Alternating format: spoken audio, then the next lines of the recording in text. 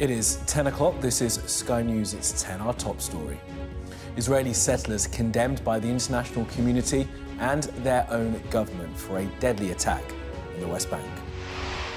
But hopes for peace in Gaza, President Biden says a ceasefire is closer than ever following talks in Qatar. Also tonight, abused where they should have been safe. A Sky News investigation reveals how vulnerable children were failed at a former care home. More than 4.5 years in prison for a man who looted stores and attacked cars in Hull. As solicitors warn, riot sentences may be too harsh.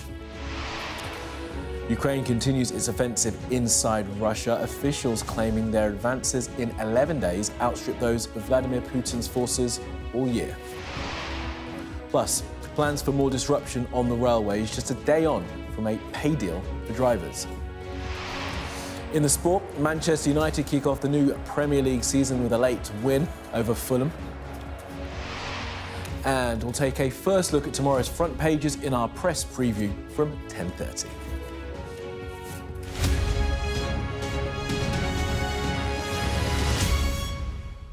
Good evening. President Biden said tonight that a ceasefire in Gaza is closer than it's ever been. He was speaking after 2 days of talks in Qatar, with officials now talking of an endgame and preparing to implement a deal.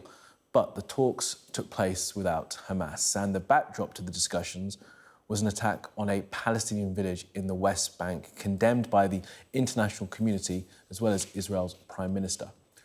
Well, the settler violence occurred in the village of Jit in the occupied West Bank, with dozens of Israelis attacking family homes. From there, our international affairs editor Dominic Waghorn reports. One of the latest victims of this conflict, not killed in Gaza, but a hillside village in the West Bank. Grief and anger after a 23-year-old Palestinian was shot dead by Jewish settler extremists as they attacked the community of Jit last night. The rampage was filmed from the start on CCTV, here dousing furniture with fuel in one Palestinian home before setting it alight. We found the Arman family recovering from the attack. 8-year-old Dima says it was terrifying. I was scared, so scared. I was crying. All the children were. Why won't anyone protect us? It's wrong what these settlers are doing. They shouldn't act this way. What have we done to them? Elsewhere, settlers torched cars, filmed again attacking this vehicle before it went up in flames. Its owner, Hassan, told us these were different kinds of settlers. They looked paramilitary and were well organised and well armed. They were wearing the same black uniform, masks and bulletproof vests. Within minutes, they spread out the area. The fire was about to enter here, you see. Ibrahim was at home with 18 family members when it came under attack by settlers. Are they afraid? Of course, and even me.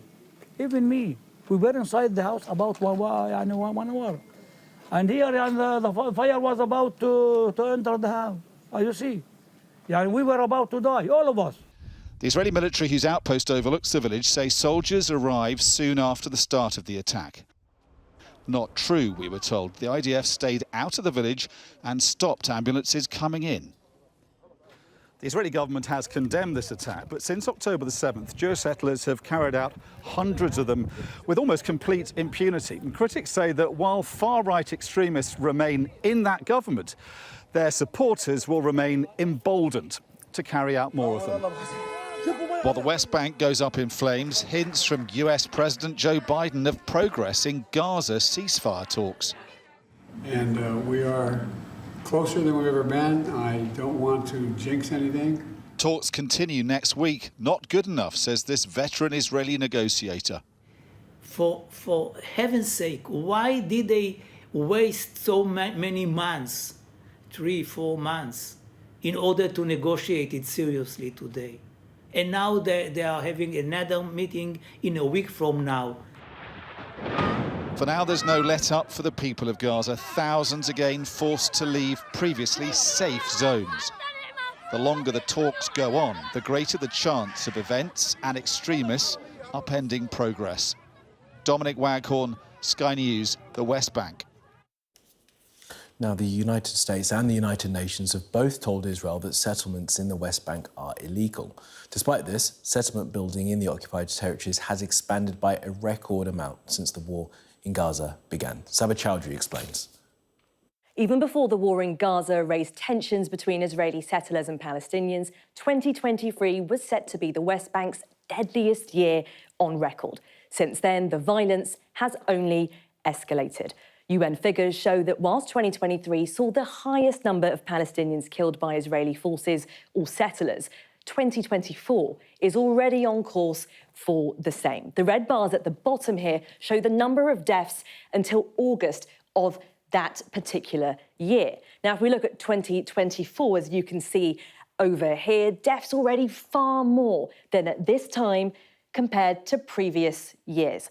Now, this is backed up by data from the United Nations, which says that since October the 7th, there's been 4 attacks a day on average, like here in the town of al-Khair in June, for example.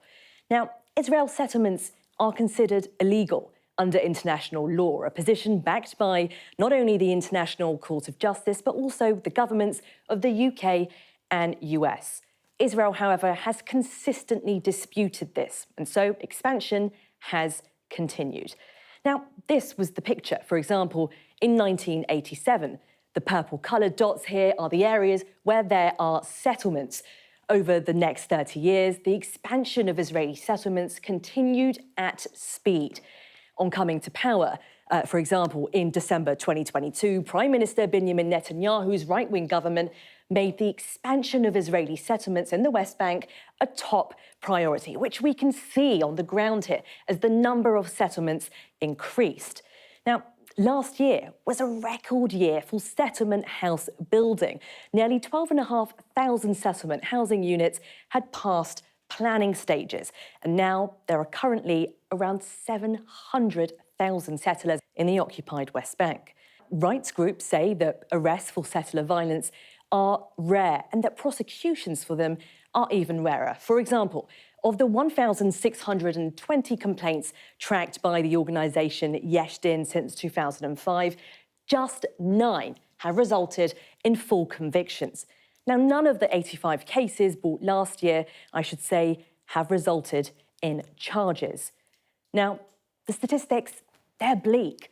Growing anxiety among Palestinians and fading hopes for government intervention. Allergy reporting there. And in the last few minutes, President Biden has said that no one in the Middle East should take actions to undermine the process to reach ceasefire and the hostage release deal. Let's bring in our Middle East correspondent, Alistair Bunkle, joining us live from Jerusalem.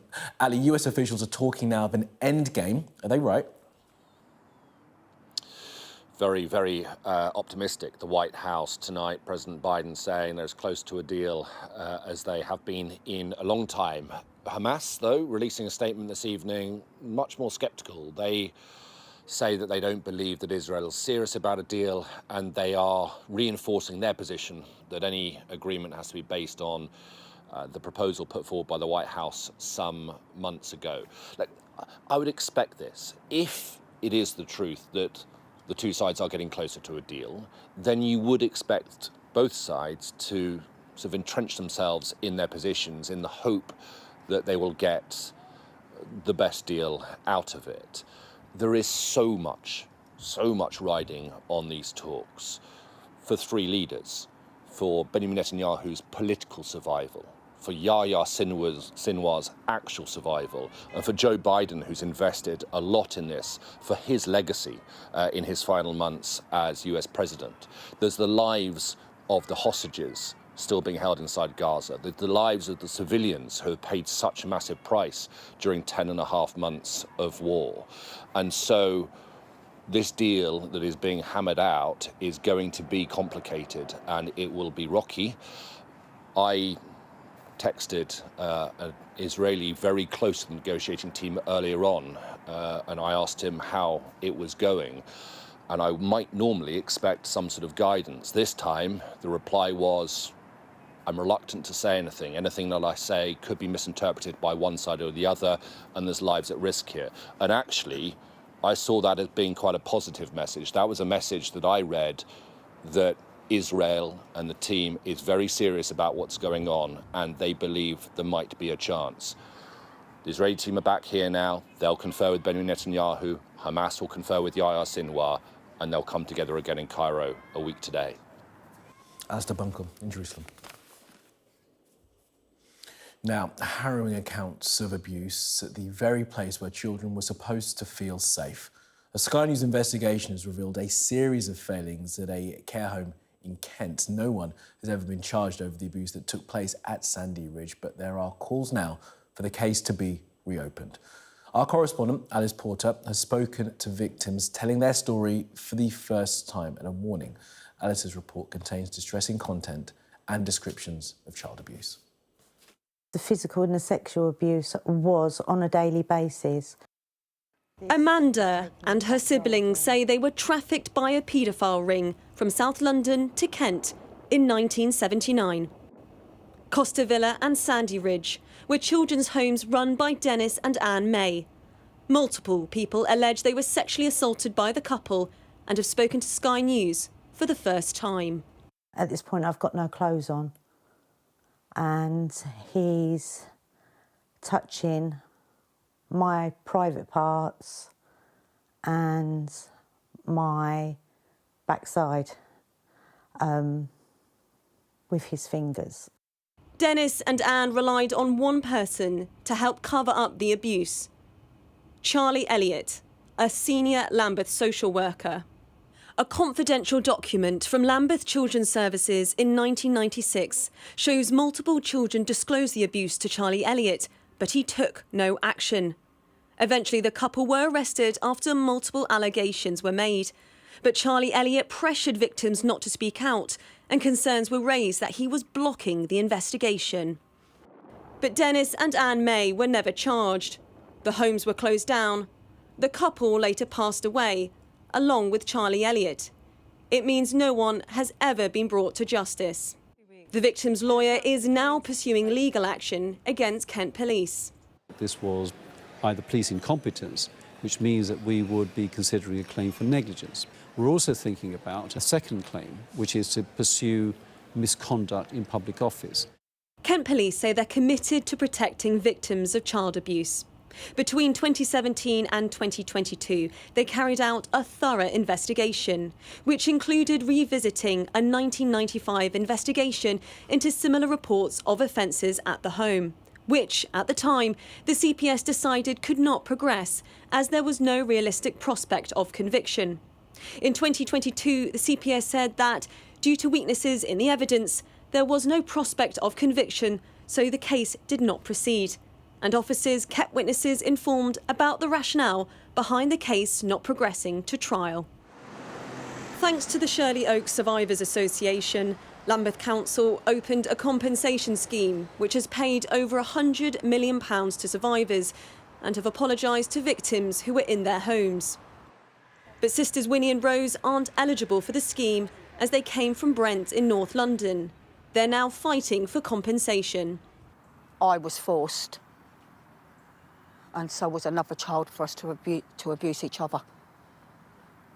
So we'd be thrown like animals into the freezing cold bath, and out of fear, like wet yourself and become incontinent.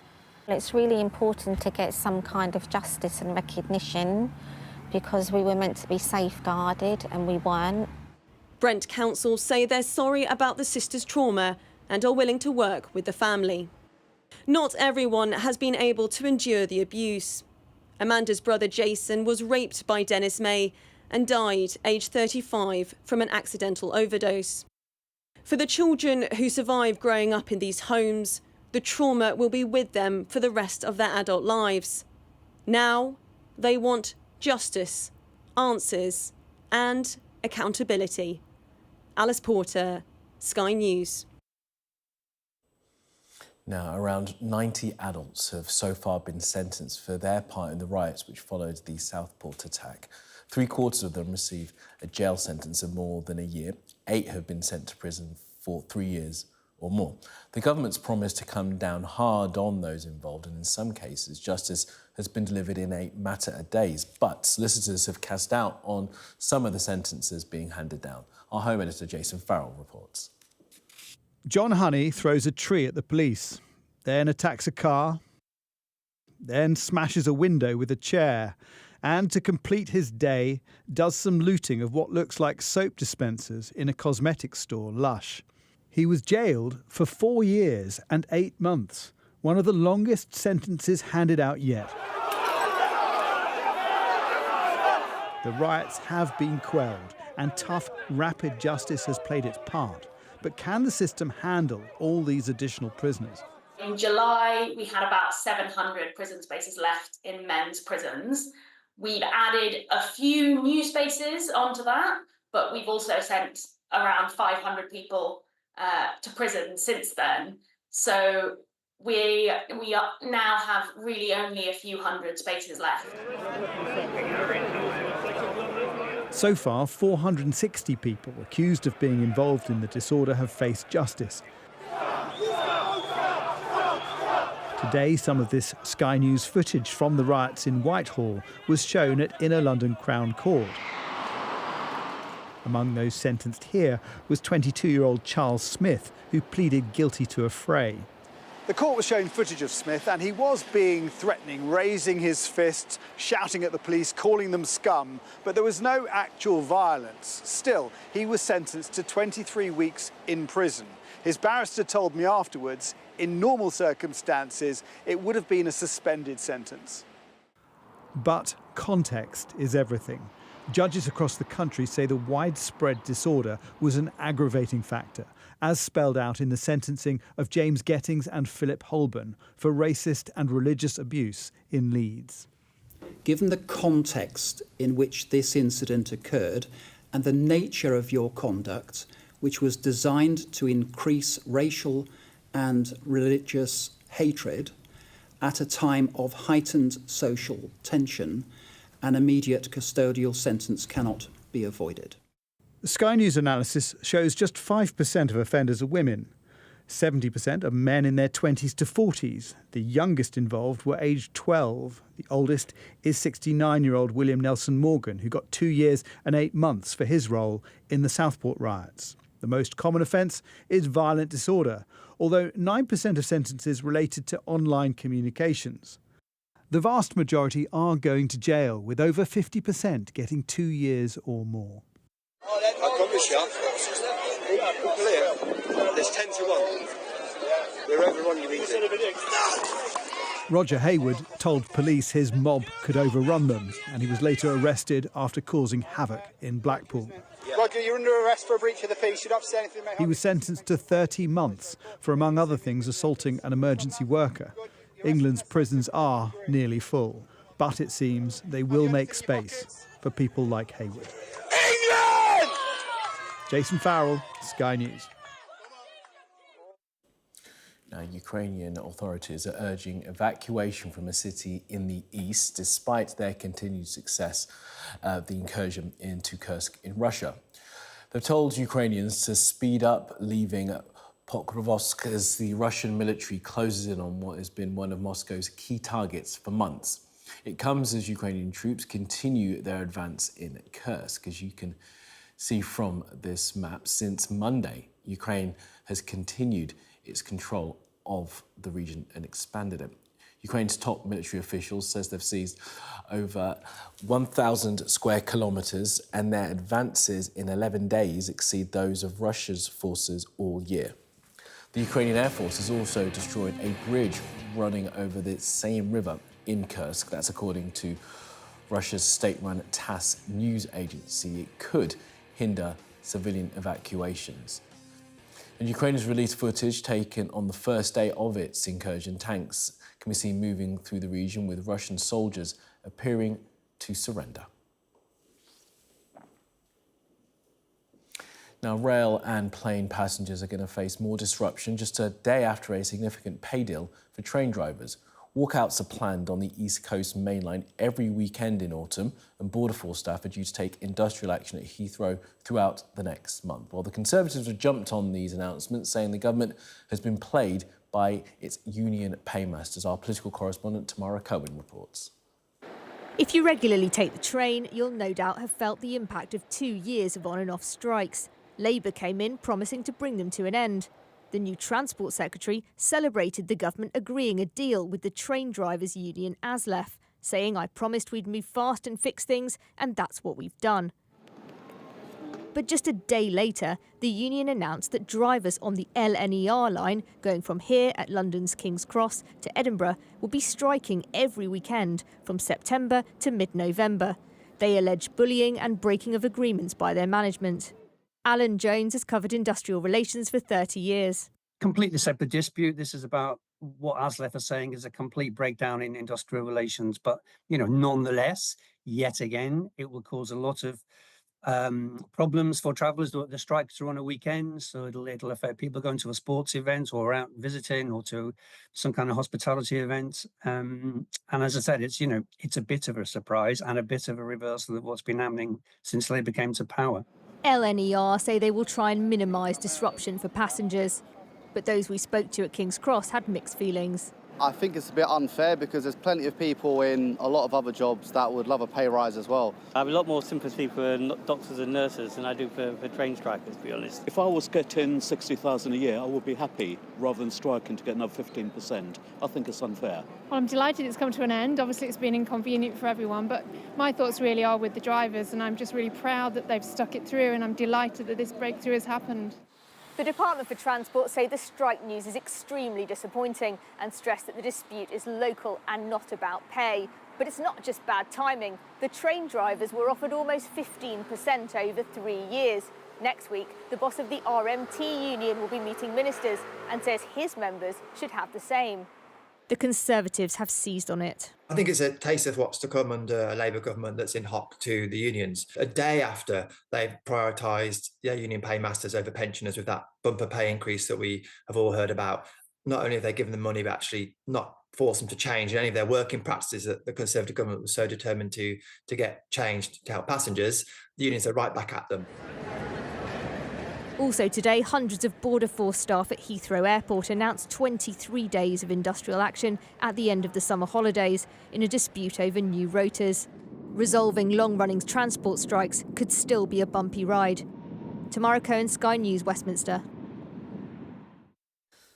Now, the death of a 13-year-old girl after a sip of hot chocolate has prompted calls for urgent action on the dangers of food allergies. Hannah Jacobs, who had a severe dairy allergy, was given a drink containing traces of cow's milk at Costa Coffee in 2022. Speaking today, her mother said allergy training is not taken seriously enough and must be seen as more than a box-ticking exercise. Amelia Harper reports. This is 13-year-old Hannah Jacobs. Severely allergic to dairy, she was served a cow's milk hot chocolate at a Costa Coffee store in Barking. She died just hours later. Gathered outside East London Coroner's Court, her family's heartbreak put into words by their lawyers. Hannah loved life. She was a vivacious, caring, affectionate, outspoken and energetic child with a strong sense of right and wrong. Hannah had everything to live for. Leaving the inquest, Hannah's family were told of the root causes of her death on the 8th of February last year. They heard how a failure to follow the processes in place to discuss allergies was key, along with a failure in communication between Costa Coffee staff and Hannah's mother. The coroner also noted that Hannah did not have her prescribed EpiPen on her at the time. And for the family's lawyers, this isn't the first death from an allergy they've been involved in. More needs to be done to ensure that young lives are not lost and that those that are suffering with allergies feel protected. I think the food service industry needs to take a good look at what they're doing and how the communication between themselves and customers are being undertaken. And this was evident in the case of Natasha Ednan Laperouse, who died aged 15 after eating a pret-a-manger baguette containing sesame in 2016. Her mum attending the inquest. When you've been through something like losing a child, you really recognise that when you meet someone else that's gone through the same thing. And we're seeing the same mistakes happening again and again.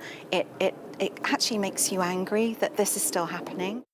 A Costa Coffee spokesperson said, "We have listened to everything the coroner has said this week and will carefully consider her comments together with any report she may issue and respond appropriately." This, though, is the last birthday Hannah will get to celebrate. A life cut short, leaving a lifetime of lessons still to learn. Amelia Harper, Sky News. Now, European health officials have told travellers to consider getting vaccinated against Mpox before visiting affected areas in Africa. The Mpox outbreak has been declared a global emergency by the World Health Organization due to its rapid spread.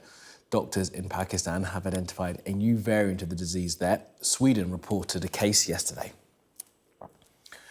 Police in Ireland are investigating a potential terror motive after an army chaplain was attacked at a barracks in Galway. Father Paul Murphy was stabbed a number of times outside Renmore Barracks last night. His injuries are serious but not said to be life-threatening. A teenage boy was arrested at the scene. 3 Turkish MPs have been injured in a fight inside the country's parliament. Violence broke out during a debate over the fate of a jailed opposition figure who'd been stripped of his parliamentary immunity. Footage shows an opposition MP being approached at the podium and then attacked by an official from President Erdogan's ruling party.